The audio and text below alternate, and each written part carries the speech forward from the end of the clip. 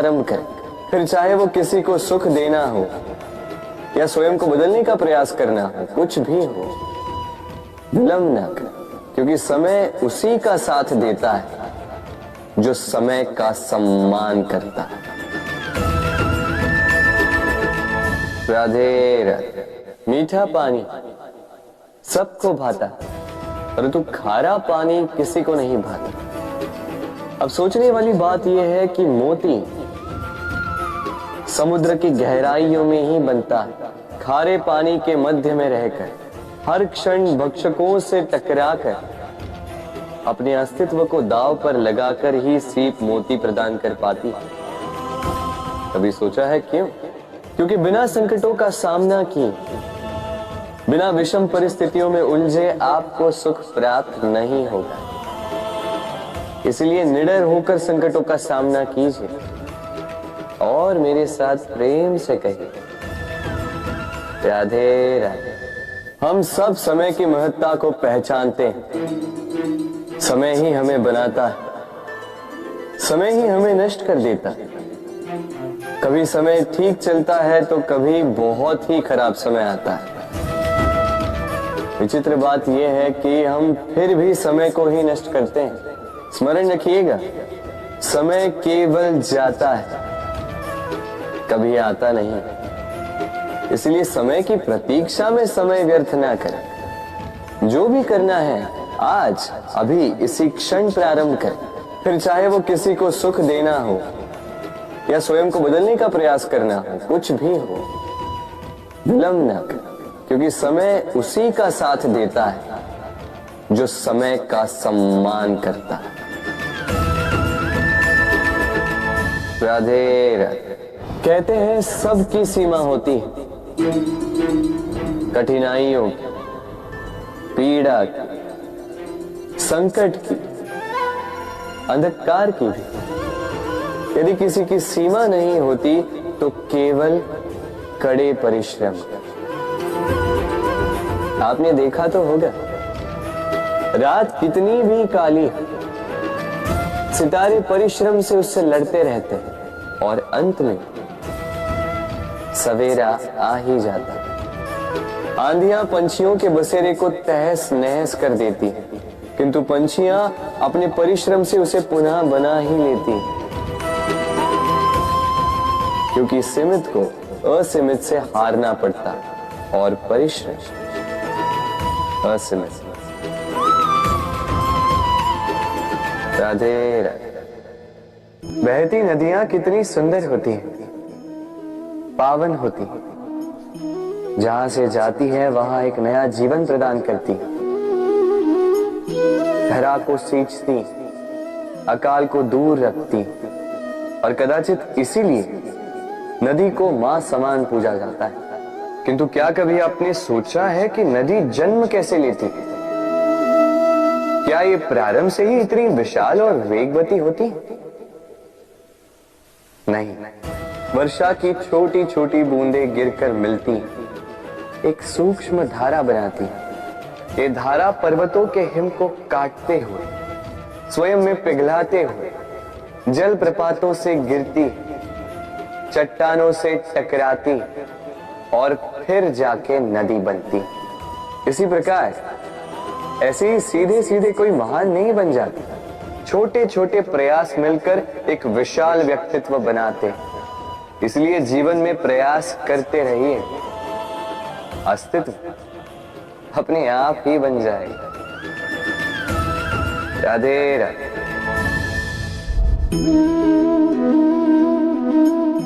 ये पुष्प देख रहे हैं आप?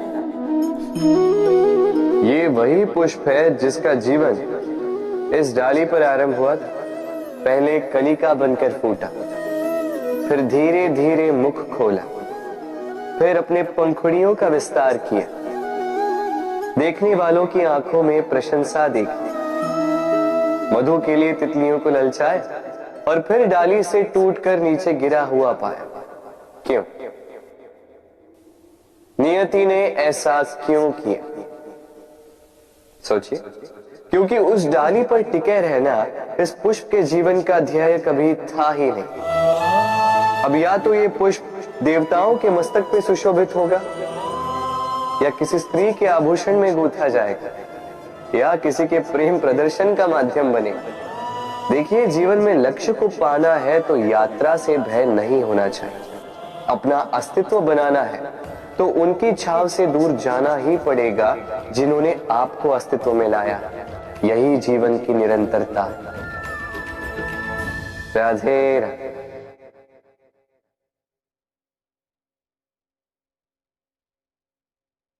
होता है, सागर का जल खारा होता है और किसी नाले का जल दुर्गंध से भरा होता है। क्यों? नदी का जल मीठा होता है क्योंकि वो सबको जल देती, सागर जल लेता है इसीलिए खारा होता है, और नाला उसका बहना रुक जाता है और इसी कारण से वो दुर्गंध पूर्ण हो जाता है, किसी काम का नहीं रहता। हमारे जीवन में भी कुछ ऐसा ही होता है। यदि नदी की भांति जीवन में कुछ देना सीखो तो जीवन में मिठास बनी रहेगी। यदि सागर की भांति बांटने के स्थान पर केवल संचय करते रहो तो मन में खटास बढ़ती रहेगी, और यदि नाले की भांति बहना छोड़ दो, कर्म करना छोड़ दो तो किसी काम के नहीं रहोगे। इसलिए बिना किसी विराम के कर्म करते रहो, और जो कुछ भी आपके पास है उसे बांटना सीखो। मन प्रसन्न होकर बोलेगा राधे राधे। मनुष्य में एक बड़ा ही विशेष गुण पाया जाता है, मूल्यांकन करना। क्या महंगा है, क्या सस्ता है। जिसे खरीदने के लिए अधिक धन लगे, अधिक परिश्रम लगे, वो महंगा। जिसे खरीदने के लिए कम धन, कम परिश्रम लगे, वो सस्ता। परंतु क्या यही पूर्णतः सत्य है?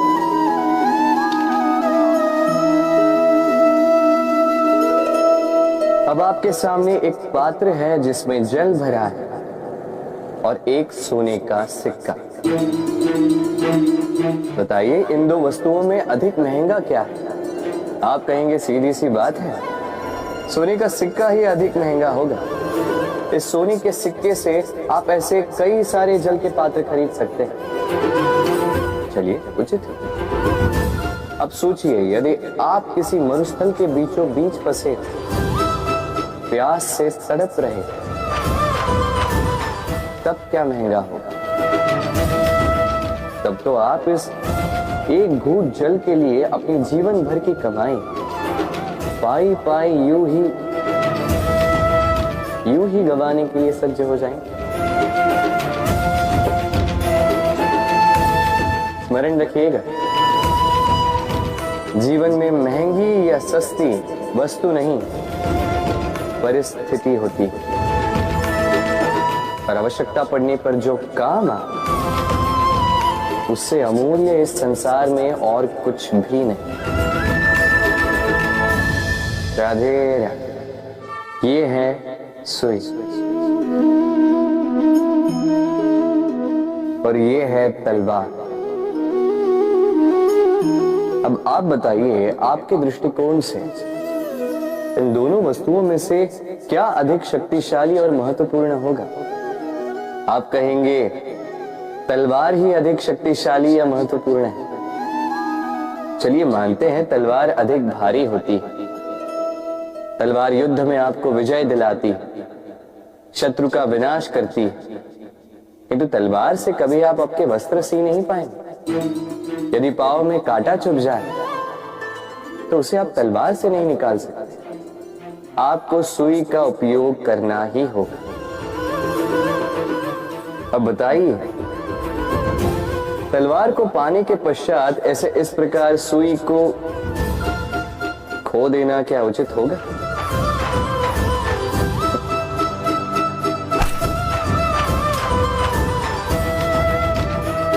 इसी प्रकार जीवन में संपन्न मित्र पाने के पश्चात आपके उन मित्रों को ना खोइए जो कम संपन्न हो, दरिद्र, क्योंकि वो आपके साथ तब थे जब आप कुछ भी नहीं थे, और आवश्यकता पड़ने पर वही आपके काम आने वाले हैं, संपन्न मित्र नहीं। तो जिससे प्रीत की है उससे मीत निभाई, चित आनंद से जागेगा। राधे। कुछ बनाने के विज्ञान में पहले टूटने का ज्ञान आवश्यक है था। नई सोच बनाने के लिए पुरानी रीतियों को तोड़ना आवश्यक है। ये यात्रा, ये सीख केवल राधा के लिए नहीं बल्कि सभी के लिए, फिर सभी को इस दुर्गम और जटिल पथ से जाना ही होगा।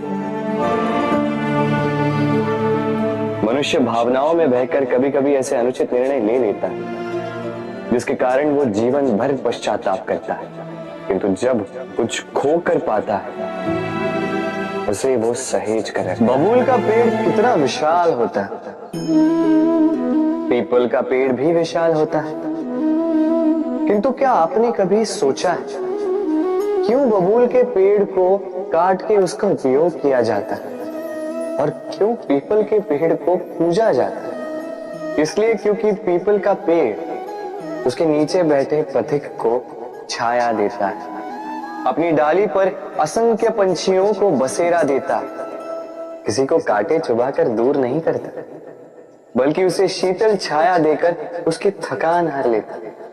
इस संसार में यदि आपको सम्मान पाना है तो पीपल की भांति ही बनना होगा।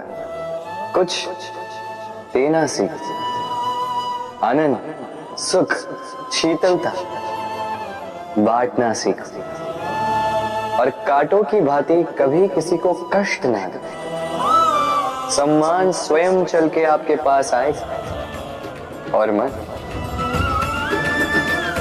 मन प्रसन्न होकर बोलेगा राधे राधे। हम सब ये मानते हैं कि हमें जीवन में कभी न कभी किसी न किसी स्थान पर प्रेम होता ही, फिर चाहे वो माता पिता को संतान से हो, ज्ञानी को ज्ञान से हो, किसी कलाकार को कला से हो, आदि इत्यादि।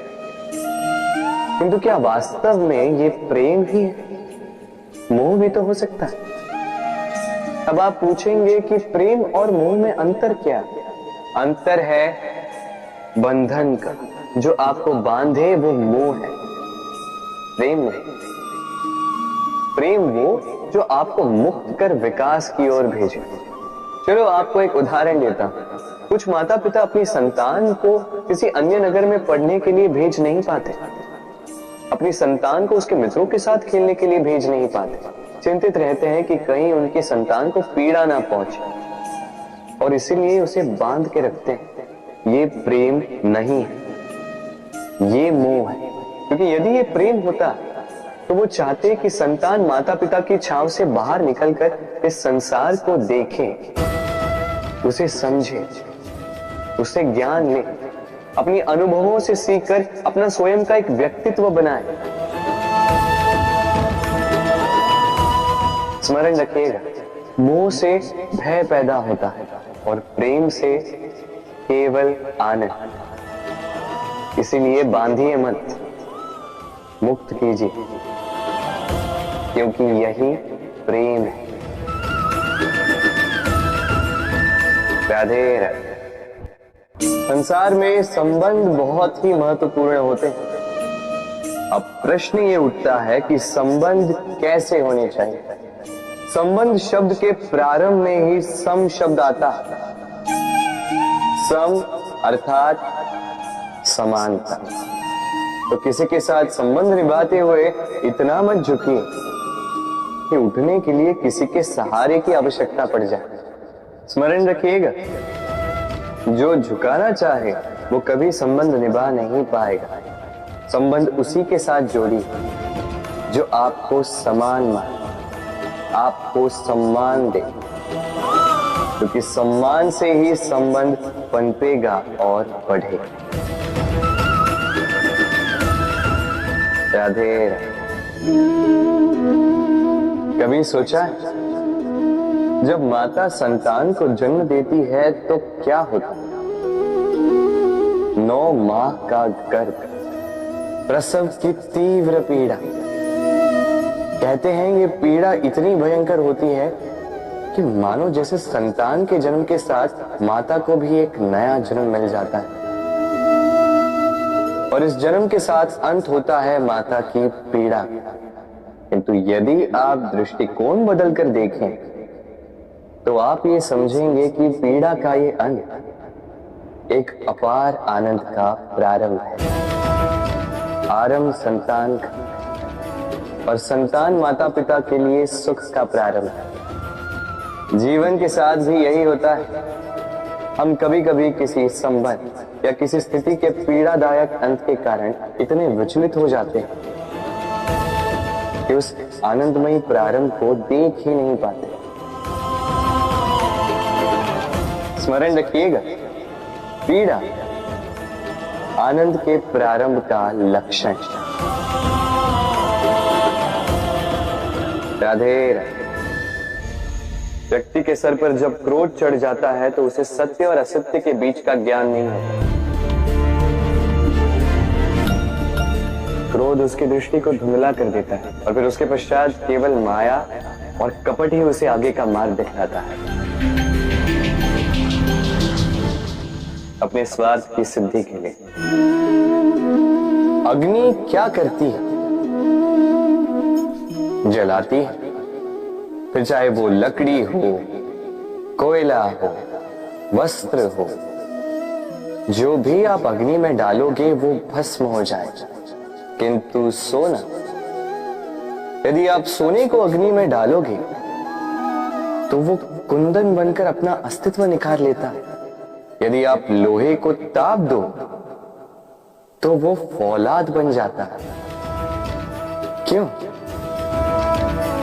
क्यों होता है ऐसा?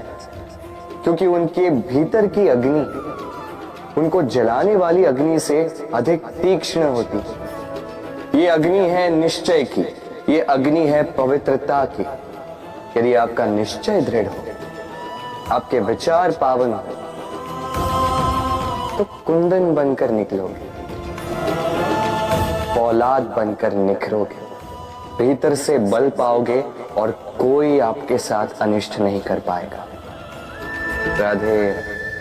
व्यक्ति का जीवन क्या है? अब आप कहेंगे जन्म और मृत्यु के बीच का समय। और मृत्यु कब होती है?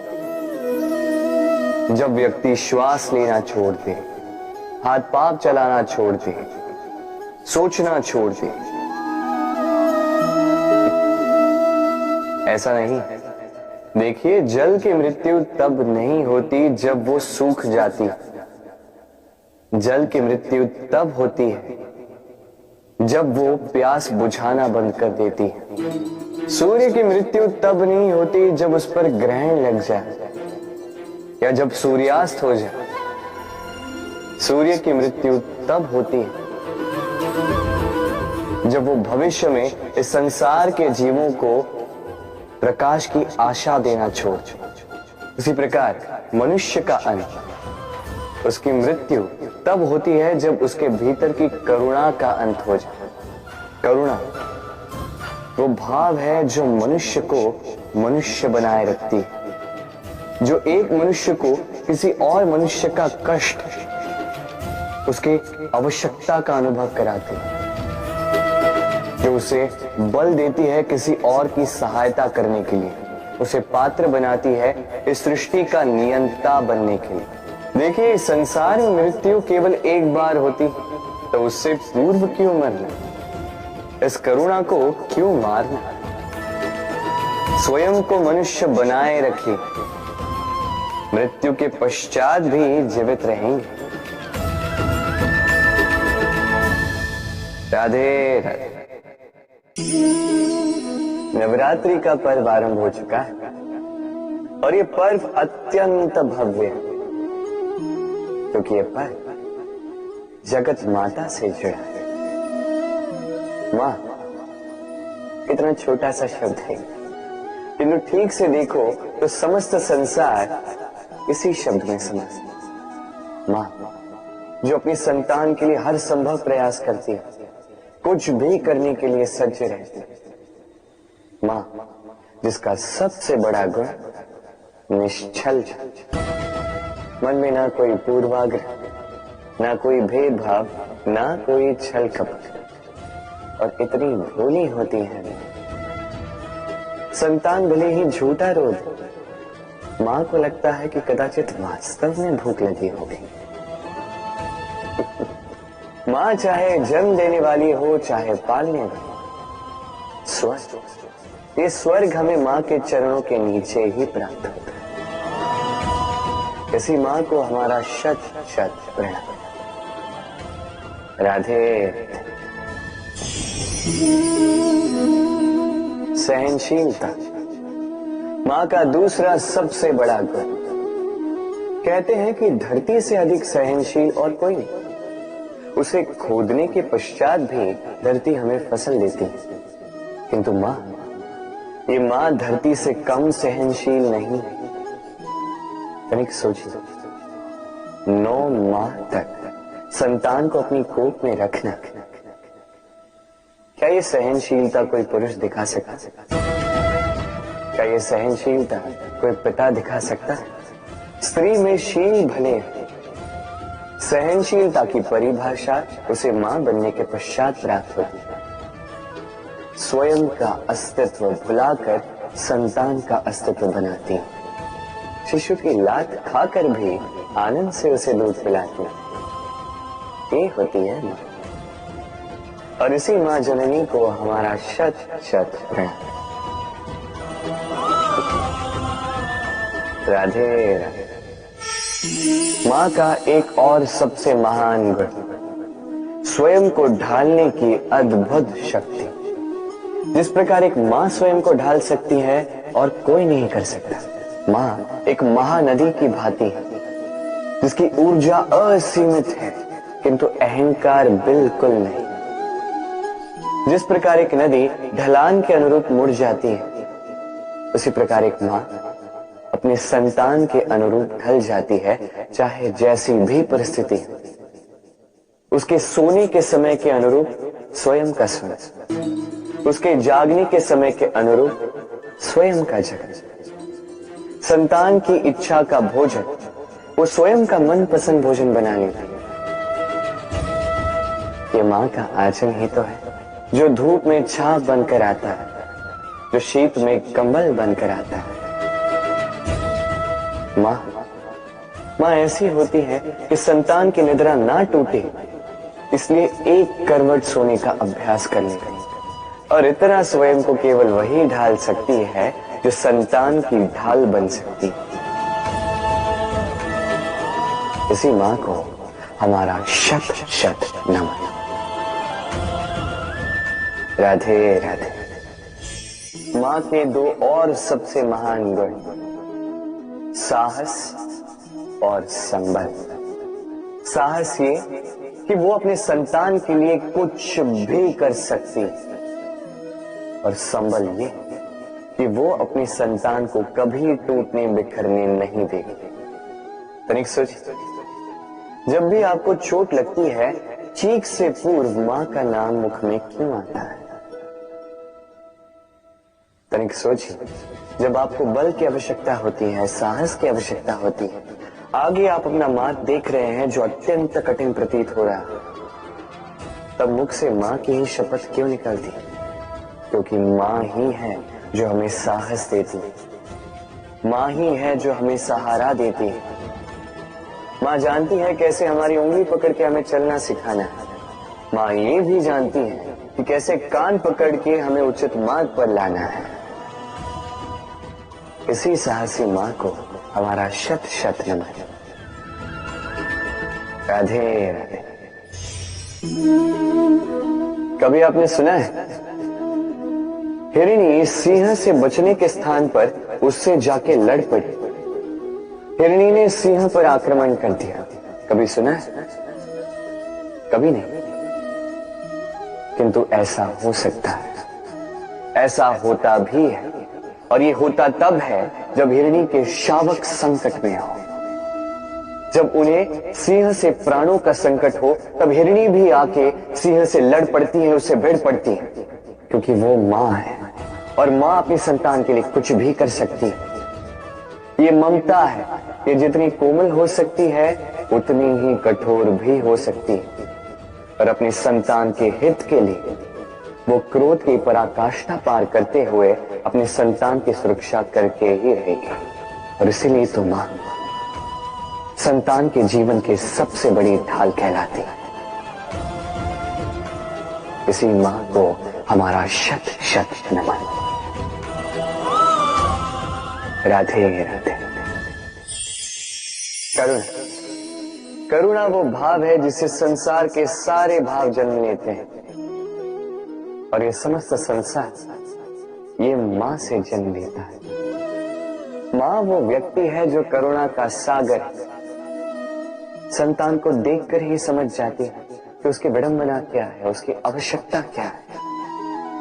संतान के नेत्रों में यदि अश्रु दिखे, वो देखकर ही समझ जाती है कि उसके शरीर के कौन से भाग में उसे चोट लगी है। संतान के बिना कहे मां समझ जाती है कि आज भोजन में संतान क्या खाएगा। ये होती है मां करुणा का सबसे बड़ा रूप है। और आज के युग में मनुष्य जो है थोड़ा भी आगे क्यों ना निकल जाए, मां को तो पीछे ही छोड़ देता, मां को भूल ही जाता है। ये भूल आप कभी ना करें, कभी ना करें, क्योंकि मां वो करुणा है तो यदि आपके जीवन से चली गई उसके पश्चात आप जीवन अवश्य जिएंगे, किंतु कभी जीवन जी नहीं पाएंगे। उसके पश्चात आपके जीवन से आपका ये मूल्यांकन, आपके जीवन से करुणा का ये भाव, ये भी आप खो दोगे। आपकी मां सबसे अधिक महत्वपूर्ण है। यदि मां को खो दिया तो समझ लीजिए सब कुछ खो दिया। इसलिए मां को सदैव स्मरण रखिए, सदैव उसे प्रेम कीजिए, और मेरे साथ कहें राधे राधे। आज विजयदशमी वो दिन है जब श्री राम ने रावण का वध, वो दिन है जब श्री राम ने लंका पर विजय प्राप्त किया। लोग कहते हैं कि ये अच्छाई की बुराई पर विजय का प्रतीक है। इसे देखने का एक और रूप भी है। जी हां, ये प्रेम के विजय का भी प्रतीक है, ये परिवार के विजय का भी प्रतीक है। आपको तो ज्ञात होगा ही कि रावण महाज्ञानी था, महाशक्तिशाली था, महादेव का परम भक्त था रावण। अब जो व्यक्ति कैलाश पर्वत उठा सकता था, वो व्यक्ति स्वयं एक कटे हुए वृक्ष की भांति श्री राम के चरणों में गिरा हुआ था। क्यों? क्योंकि राम के साथ लक्ष्मण था, वही रावण के साथ विभीषण भी नहीं था। एक और परिवार में बढ़ता प्रेम था, तो दूसरी ओर परिवार में बढ़ती तरह। स्मरण रखिए, यदि संसार पर विजय प्राप्त करनी है तो सर्वप्रथम परिवार में प्रेम बनाए रखना होगा। परिवार में केवल प्रेम बढ़ाइए, द्वेष कभी नहीं। आप सदैव सुखी रहेंगे और जीवन की हर बाधा पर आप विजय प्राप्त करें। राधे राधे। देखिए, कल जो आने वाला है उसके लिए आज को व्यर्थ करना अनुचित है। हमें इस प्रकृति से यही सोच, यही सीख पानी चाहिए। आज का ये क्षण ये कल नहीं आएगा, और कल जो क्षण आने वाला है वो आज को किसी भी प्रकार से प्रभावित नहीं करता। बस इसी सीख को ध्यान में रखते हुए